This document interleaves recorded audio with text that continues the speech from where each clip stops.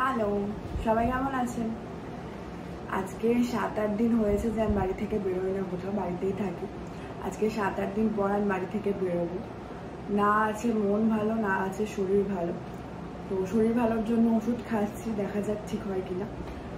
আর মন ভালোর জন্য আজকে বেরোচ্ছি, আমি একটা বান্ধবীর সাথে বেরোবো এই আশেপাশে। দেখা যাক, ব্লগ যদি করতে পারি তাহলে তো ভালো কথাই, জানি না আদৌ ব্লগ করতে পারবো কিনা।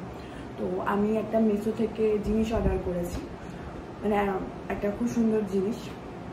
তো ওটা আনবক্সিং করবো বলেই ভিডিওটা অন করা।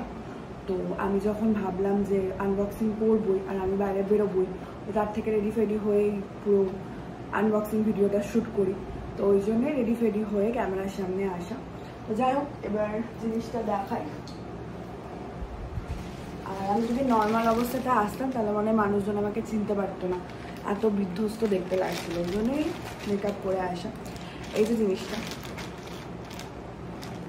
আমি খুলিনি এখনো পর্যন্ত, আপনাদের সামনেই আনবক্সিং করবো বলে দারুণ দেখাচ্ছে।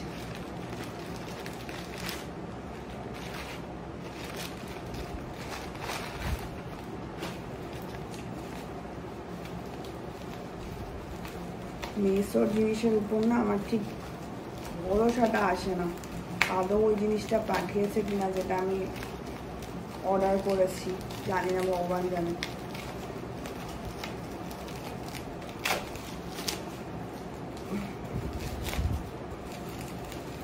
ওটাই পাঠিয়েছে, দেখাচ্ছে।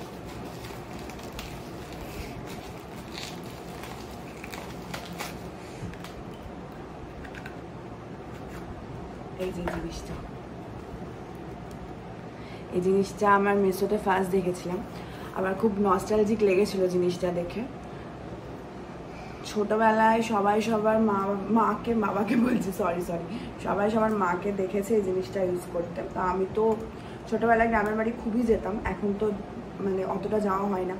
তো গ্রামের বাড়ির ওখানেই সবাইকে দেখেছি, আমার মাকে দেখিনি ইউজ করতে, কিন্তু গ্রামের বাড়ির ওখানে দেখেছি। তো মাকে আমি যখন জিনিসটা অর্ডার দিই, মাকে জিজ্ঞাসা করেছিলাম, তো মা বলেছিল হ্যাঁ, মাও কুমারী বয়সে এটা ইউজ করতো।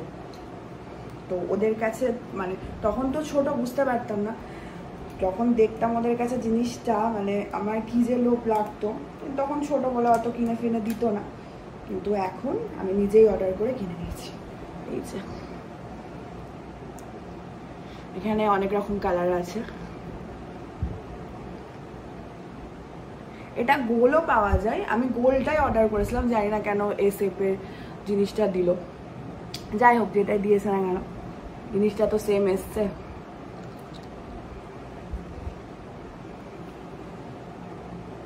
সুন্দর না?